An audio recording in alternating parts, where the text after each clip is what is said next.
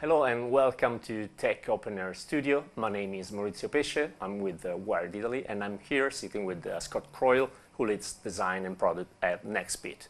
You just launched a new phone, Robin. What's special about this phone?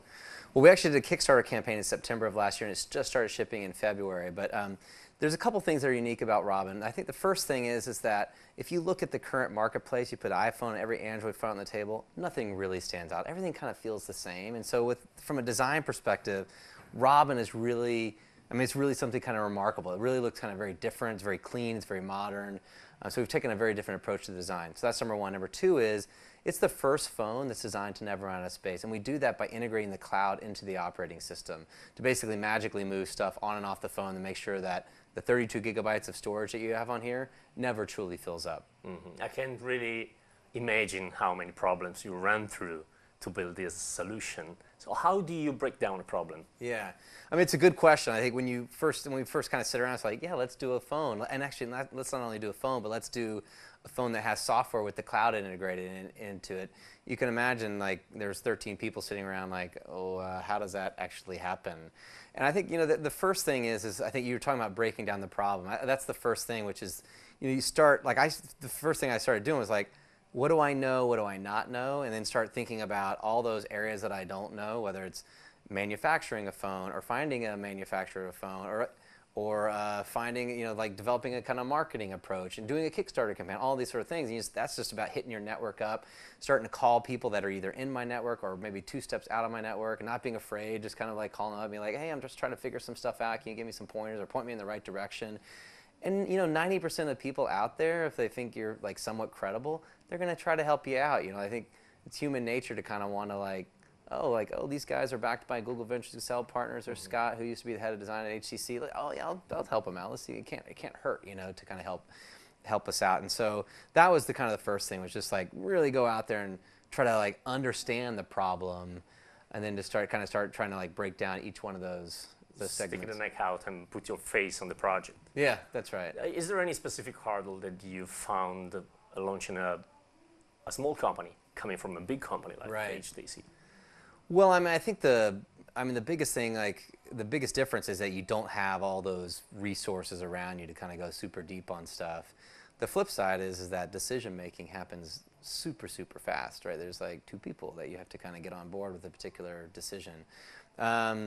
So I don't know, there wasn't like a particular problem that was kind of remarkable. We were, I guess, trying to fund production, so we had to go out and raise money. That's something that you don't have to do at a big company. Like, that's all taken care of by somebody else, like either whether it's funding it out of revenue or funding it out of a loan or whatever. We had to actually be like, oh, okay, we've developed the phone. Now how do we buy phones to actually then go sell them to people? Got it.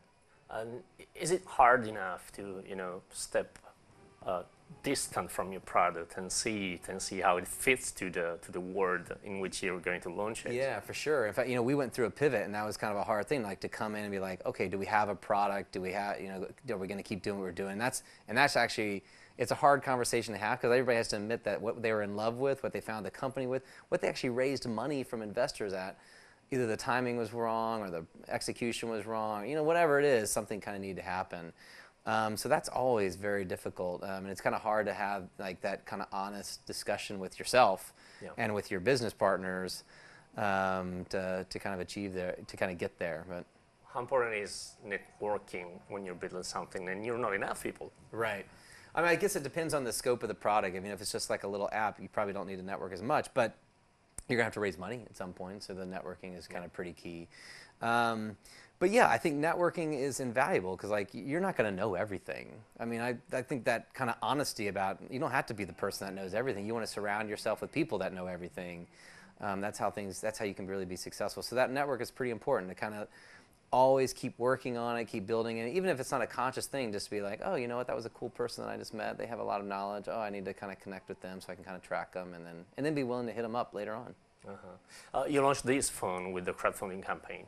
Is there anything new you had to understand launching something with direct customer? Yeah, first of all, a crowdfunding campaign it's unique in its own. Like, it's not like you just go live on one day and at the end of that 30 days you're done. There's actually a lot of work that kind of goes ahead of that to try to make sure that the first day is the most successful day.